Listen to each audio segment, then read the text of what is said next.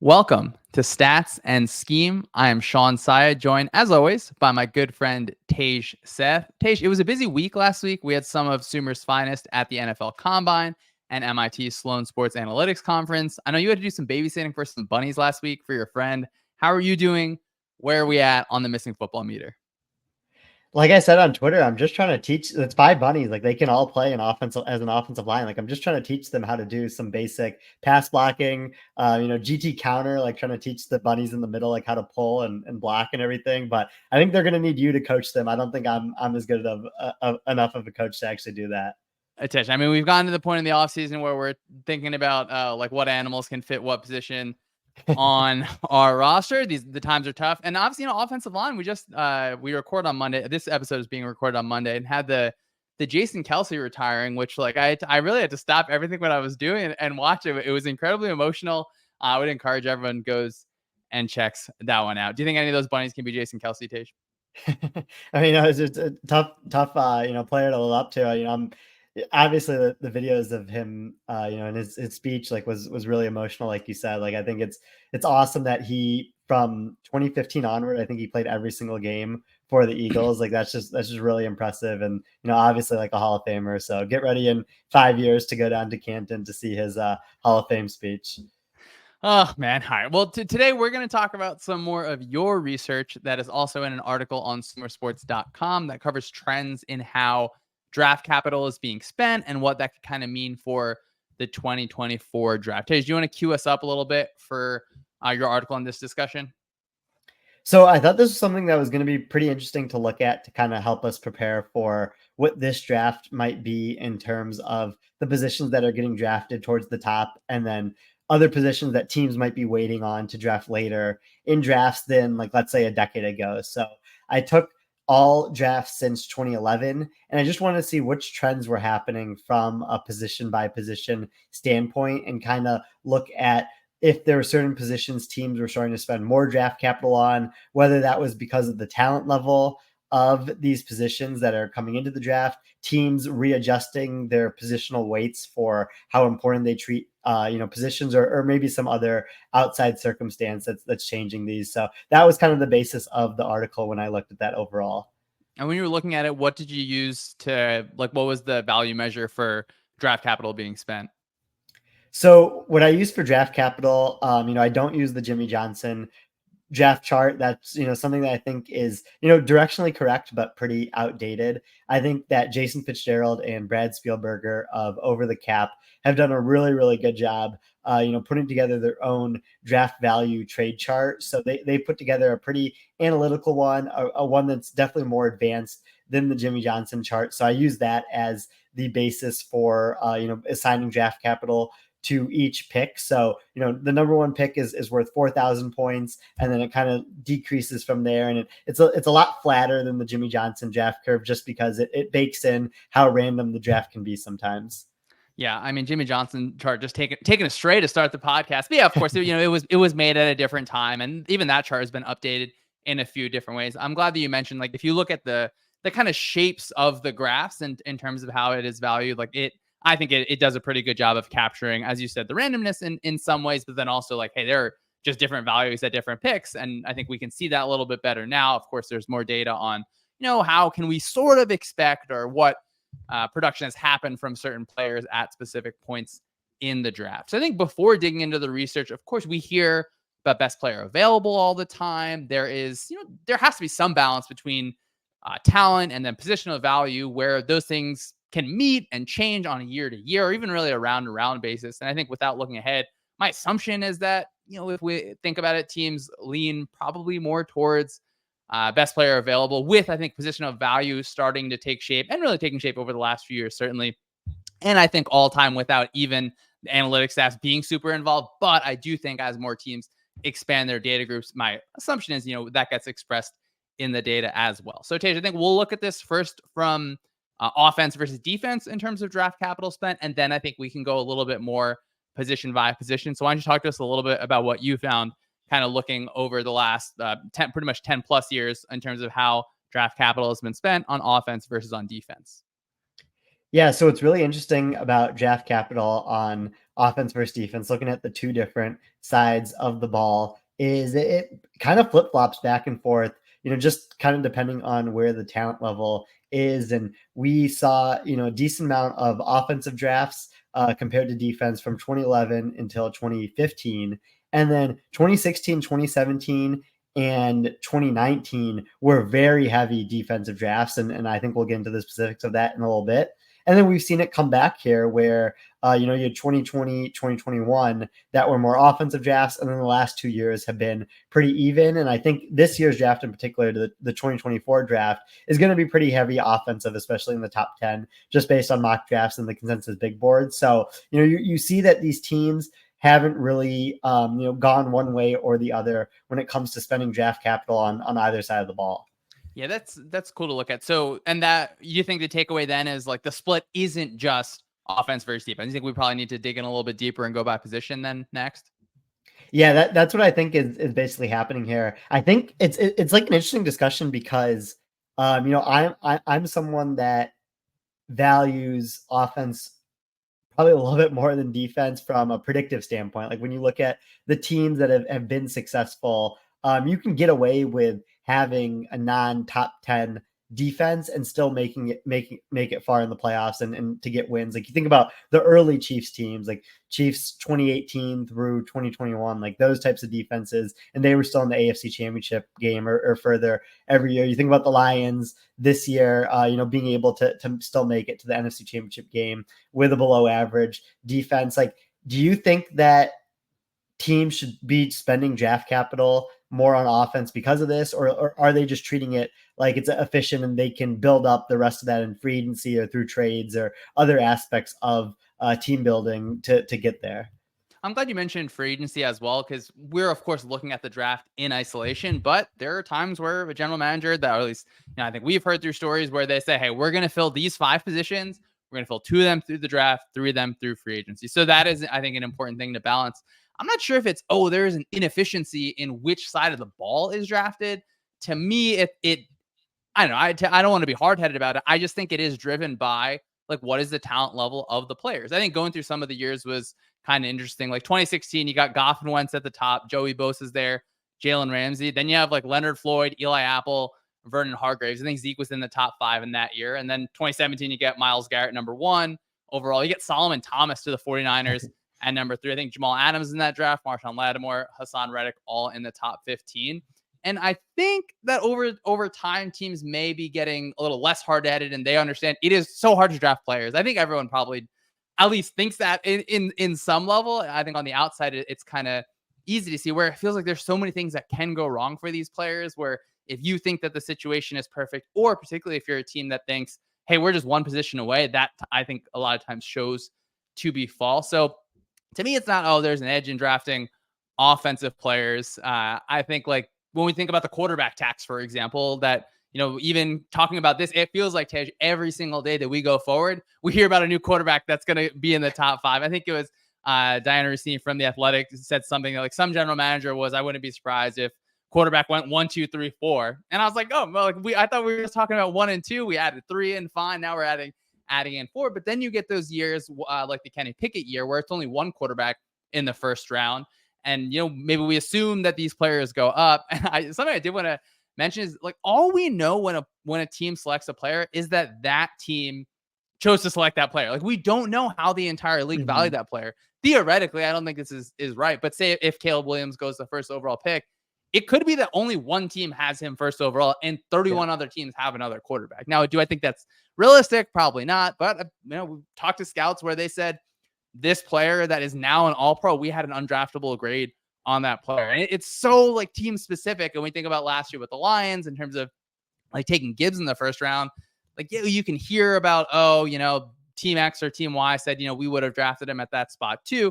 All we know is that the Lions like valued them in that way. So I think that's a long-winded thing to go on, but I think some important things to kind of consider there. Well, yeah, I mean, I think you bring up a really interesting point there where it's like, I think Timo Riske, at PFF has done a lot of interesting research on this, where if you look at picks that are classified as steals versus picks that are classified as reaches in the draft, the steals usually actually aren't, or usually actually just like kind of go back to where their consensus big board rank was. Like it's not like they're necessarily becoming these players that like are over exceeding, but yeah, like you said, like all it takes is one team to reach on a player for their value to look a lot different. So like we don't know where the rest of the league would have taken that specific player that was taken like further ahead of where they were on the consensus big board. Where it comes to steals, it's like multiple teams had to pass on this player. Like that's probably more of a representation of their fair market value when they fall in the draft compared to where they were projected to be taken than when they're reached on in the draft. Like it really just takes a team going rogue and reaching on a player like 20 picks ahead of where mock drafts had them going, which like I think is really interesting to hear from your perspective when you were talking about kind of how teams are valuing these players on the market, relative to the market, basically. I just have such a hard time evaluating drafts. Like, yeah, I think that at the start of May, when we get all these players that have been drafted, like how can we say, I do think that you can learn something from, okay, well, this team is allocating their draft capital on this position, or, maybe if you can look at a specific example where it's like, they maybe had two toss-up players that they chose one, but like, Tej, we can't just decide, hey, this draft was a home run after it happened, or we can't even decide, I feel like, in year one or really even year two. Like it feels like whatever your time horizon on it for evaluation, I'm not sure how many how well, if we wrote an article of like, oh well, let's look back for draft years ago and did it. But that's always something that bothers me too. It's so hard to evaluate, and I don't say that to say, oh well, why would we spend any time doing it? I do think there is a lot that you can learn from, like, the team is telling you what they're valuing, or at least maybe who they're valuing in terms of those positions. And then you hear stories about Bill Belichick and whatever he'll say, like, you look at a player in the third round where you're not necessarily thinking about the second contract and things like that, where for me, maybe the time horizon is longer because I don't have to worry about like my job security as head coach or kind of building the roster in that way. So you have any thoughts about that, Tage? Like how do we, well, it's hard I think to fairly evaluate drafts ever. It feels like it's hard to evaluate players fairly ever because there's so much that we don't know. And then even when players succeed or don't succeed, they do that. So do you think it feels like I'm falling into the like football nihilism where none of this matters and it's unfair? Maybe that's just an offseason thing, Tage. You got any thoughts there? Well, yeah, again, like that's a really interesting point to bring up where we talked about last week, like how different positions kind of have different age curves. Like you think about tight ends and linebackers and how that position is usually a position where they happen to break out later relative to other positions like, running backs, receivers that can come in and make more of an immediate impact their first or second seasons in the NFL. And, that's like a part of evaluation that has to be taken into account. And I think there's not only like a quantitative way to evaluate drafts. Like I think that, some people do really good jobs of looking at like how far off consensus were you taking certain players in the draft. And that has been shown to be pretty predictive. Draft grades, on the other hand, has not shown to be predictive of actual like NFL draft class success. Like if you look at a team's draft grades, like it doesn't have any correlation with how that draft class ends up performing. But I think that when you look at certain things, like it's a really complicated problem because you can't just say like a team that took premium positions early in the draft and then took non-premium positions later did a great job, because maybe they were already like full at those premium positions. Those players might not get playing time out of that. Like that's why it's such a complicated issue, because you have to handle all these different things. And I know that, so many people on Sumer's business side have been working on this problem and been able to put up good stuff about it. But like there's been the realization for sure that it's a very complicated issue when drafting, when taking into the team, the team needs into account and everything else involved with the player on top of that.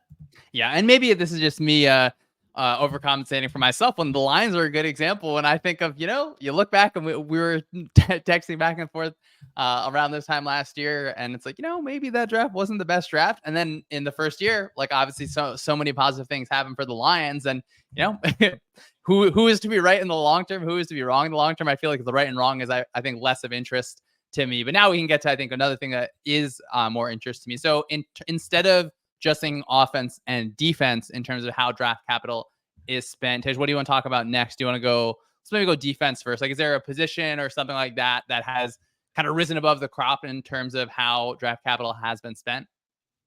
So when I was looking at this, doing the research for the article, cornerback has been the position on defense and just in general that has risen a ton in terms of draft capital spent on it from 2011 until now. And the rise has been pretty linear.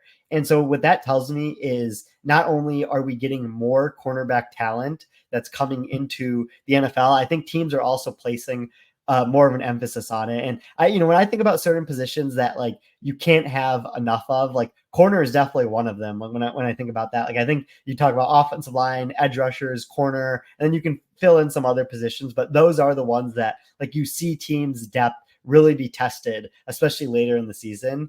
And my friend Daniel Salib has done some good research on corners and where they've been taken in the draft.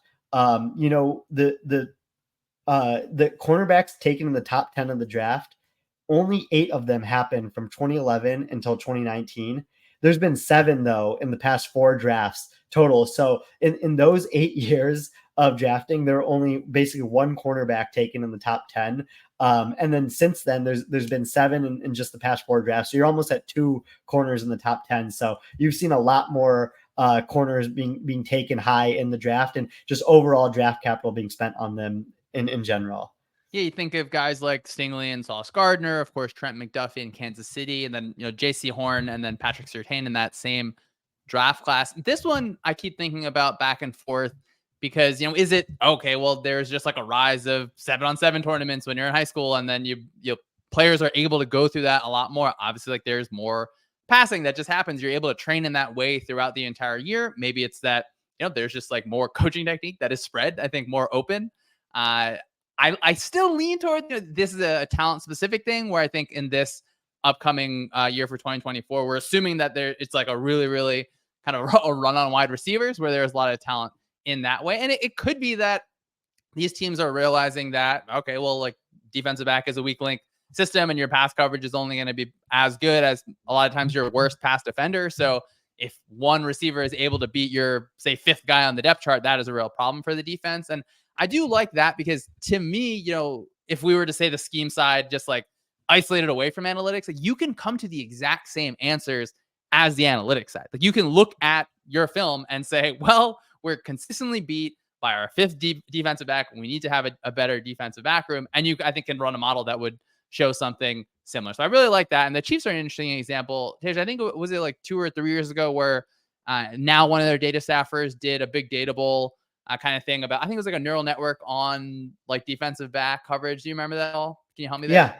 Yeah, no, exactly. Like he did a project on defensive backs. That was the theme of the Big Data Bowl that year, and then ended up getting hired, by the Chiefs because he did so well in the Big Data Bowl. So that's cool. And like I think you brought this up before, but you can kind of see it play out with the Chiefs defensive backs, like the type that they've gone after, like the development and, how well that they've done at that position between L'Jarius Sneed and Trent McDuffie and the other defensive backs that they've been developing.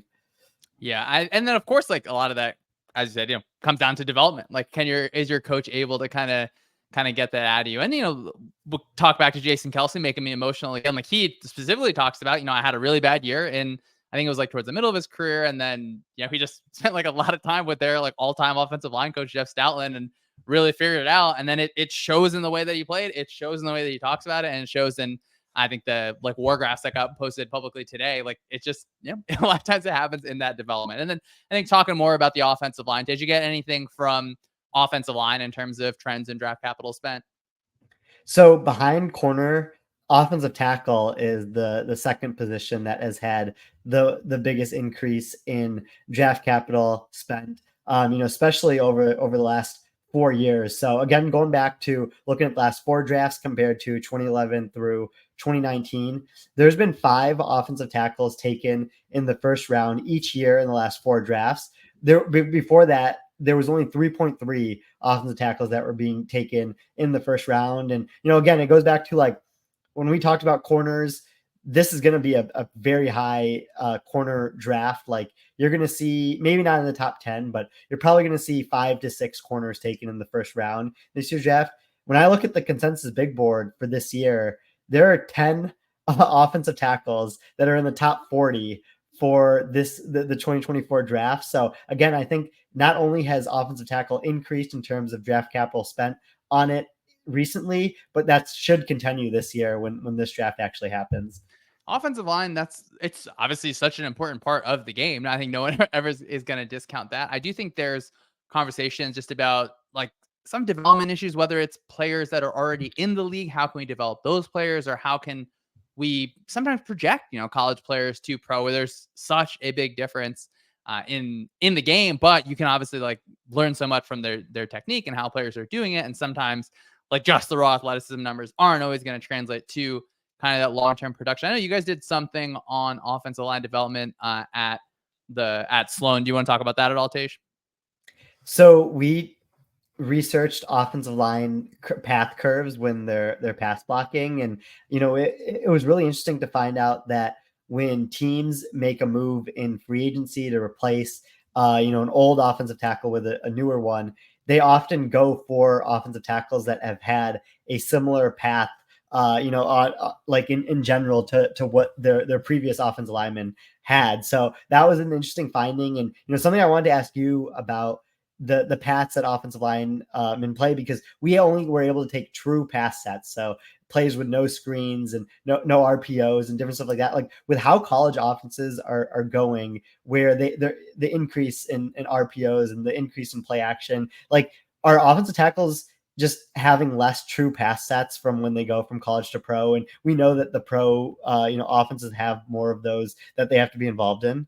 Well, that's a good question, because that we can measure quantifiably, right? We can just say, like, look at the numbers, how many pass sets. One thing is that college, they have so many more plays in a game where like you're gonna just have that happen. The RPO rules, I do think, are at least of somewhat import here, because how many clips can I watch of a USC offensive lineman being like 6 yards down the field, and that's more or less in the gray area there. So I think it maybe not as that it's like it is just the reps. I think that is a thing, but every defensive end that you play is not going to be Nick Bosa. And obviously not every defensive end in the NFL is Nick Bosa, but there is such a kind of big kind of talent gap there. I don't know. I'm curious. I think maybe I'll spend a little more time talking to offensive line coaches at the college level. Is it that, like the techniques that they're asked for are a little bit different? But then that's why that is one thing I like about sometimes one-on-ones at the Senior Bowl, where you can really see people like execute specific things, where it to me should be less about, like this guy just ran this guy over.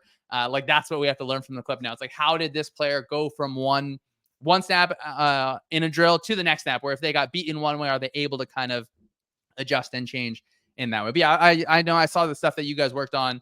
I really like that. I think Hale English from the Lions, then of course Jeff Schwartz was working on it with you guys as well. So that was a really good example, I think, of and the pass curve you're talking about, like, okay, what, like a pass set, right? So is the left tackle kind of like going straight back? Like what is their angle of departure? That's kind of what you're talking about, right? Yeah, kind of looking at their curve basically when they're dropping back. Like, yeah, like are you just going straight back? Are you maybe bowing out a little bit more? And like you can cluster those into groups when you take like all of an offensive tackle's pass sets together, pass curves, and then you can compare those groups and kind of see like which ones work out better. Are certain offensive tackles better at group one versus group two? Like it was really interesting. And Eric and Ben, who do these shows from time to time, like they worked really hard on those, which was cool to see their research play out as well.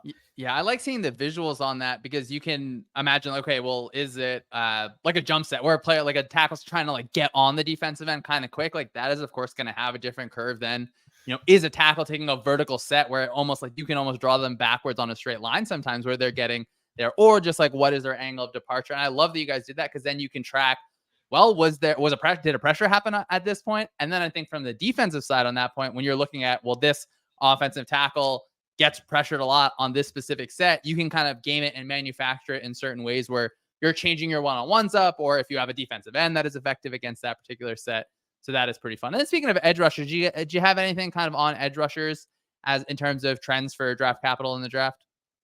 Yeah, so what I think is really interesting about edge rushers, and we talk about premium versus non-premium positions in the draft a lot when it comes to which teams, like what you should be drafting in the first round. And as like a pretty big analytics person, like obviously I'm always going to push for premium positions to be drafted.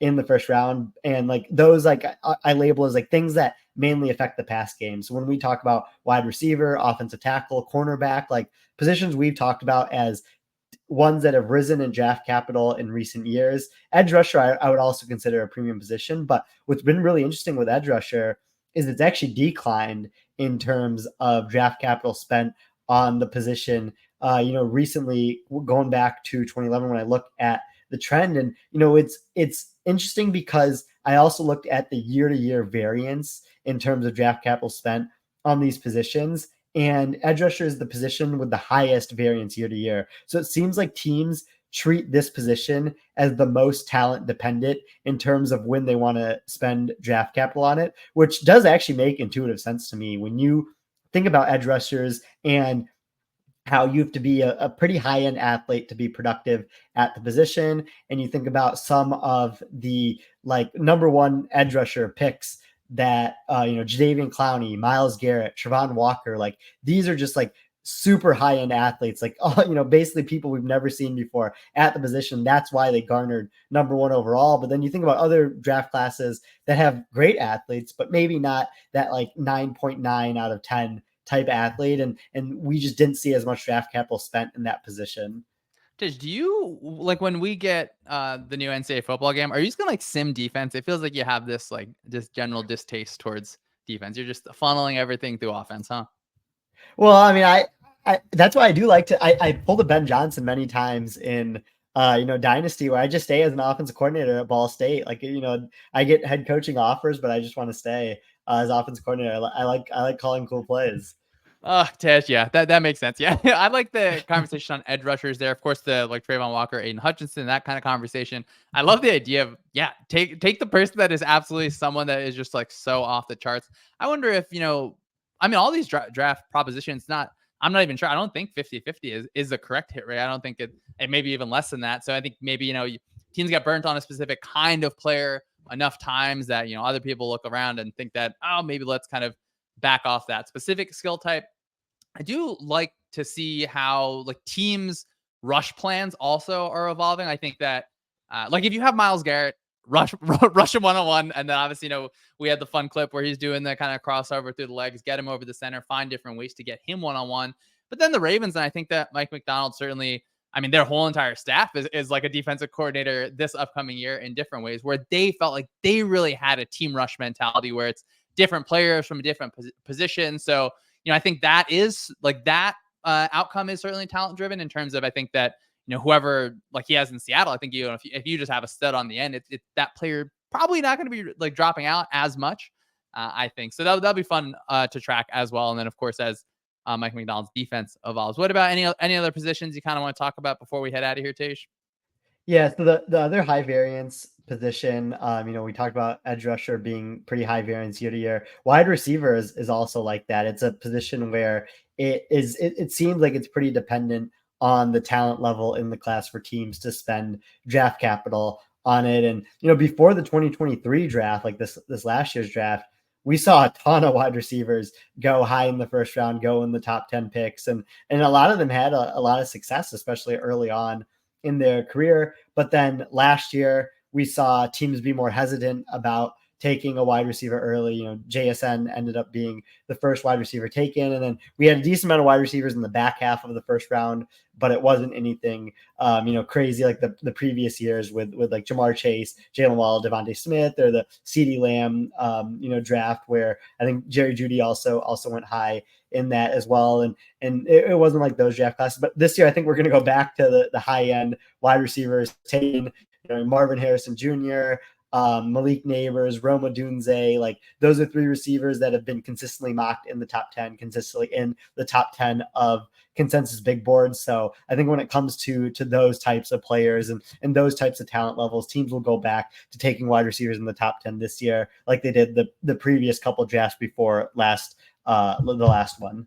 Yeah, I'm excited to see all the receivers come in. And I feel like in the last few years, the thought on like how much a rookie receiver can produce, that's like shifted a little bit, particularly in terms of like 5 years ago. And sometimes it felt like a receiver really needs to learn so many different things right away. And that was kind of like forcing a few receivers to stumble on it. That feels like less of an issue, where now receivers are able to kind of produced pretty quickly. And I don't know, it tastes like if you have a group where I think that I agree, this is one where everyone's looking at it where, hey, if you need a receiver, like this is a pretty good year to need one. You'll be able to get one. Like, do you think that because of the top end, there are, I mean, really, yeah, like 5 or 6 guys that might go in the first round? Does that mean that like guys 7 and 8 kind of get bumped up a little bit where teams feel like, oh, there's going to be a run on receivers, like I need to get mine now? Or do you think it's something where it's more like, hey, there's a tier break? It just feels like, there like can be sometimes a premium placed where teams feel like, oh, like we need to get out of here with at least one of our guys.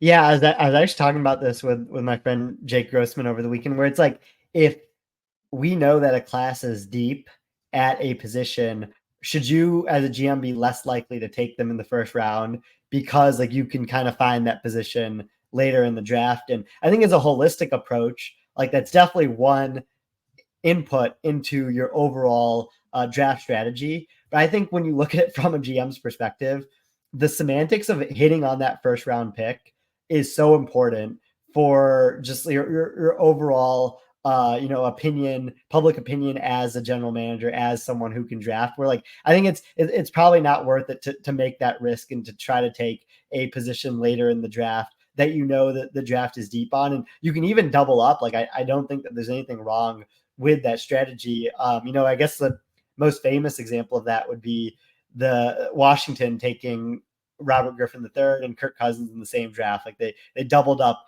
on the same position. Ended up getting both of them, I guess, to be able to play significant snaps for them throughout their careers. And obviously Cousins has gone on to have a very lengthy and successful career where it's like, yeah, you can, that's totally fine to take multiple shots at one position and kind of place that bet, like you mentioned earlier, where it's like you have that 50-50 shot of it working out, but now you're placing 2 bets and hoping you get one starter out of it. And you're just kind of playing the probabilities there. Yeah, I just never forget, like, it is so easy for us to have the conversation and then, in like the room for that person to have to make that decision. And then you're answering, obviously just so many different people, like your team in that year, your team in 3 years, obviously your fan base, like there's so many different things that kind of go into that consideration. So Dave, what do you think the kind of ultimate takeaway should be? Do you feel happy that you did the research, even if if maybe it proved things that were decently known? Yeah, I mean, I think it was still interesting to look at, just I guess the magnitude of like how these positions have changed. Like, I could have guessed that offensive tackle and wide receiver would have had more draft capital spent on it recently, but it was good to look at it in relation to this year's draft, where it's going to be a very heavy quarterback, offensive tackle, wide receiver draft, especially in the first round. Corner, I think, is also going to be a position that has high draft capital spent on it. And then the other side of things, like linebacker, running back, offensive guard, like those are positions that aren't going to get as much draft capital spent on it, which kind of follows the trends of the recent years. So it's like it's kind of interesting to see, like, is this just how draft classes are going to be now? Like, is this year a lot different than other years? Like, that'll be something that's really interesting to follow into the future. But we do know that this year's draft class should follow some of the recent trends that we've seen, which I think will be fun to play out when we actually get to draft season. Yeah, I agree with you. I think this will be good to look at. Really, in that start of May when you get into those summer months, and then things are getting a little bit tougher to come up with things to talk about. And so on our next rotation, we'll talk about free agency things. Do you think we get like too excited about free agency? I think we, like me, literally, like I get so excited about it. And you get our good friend Shil Kapadia does a great job at the Ringer. He has like a long list of free agents. And you look at it and it's like, all right, well, like a lot of these top guys are going to get tagged, or they're going to get re-signed to the same team. Now, I don't want to just bring negativity here. Like, do you think that free agency is something that we we look forward to maybe, or I look forward to a little bit too much?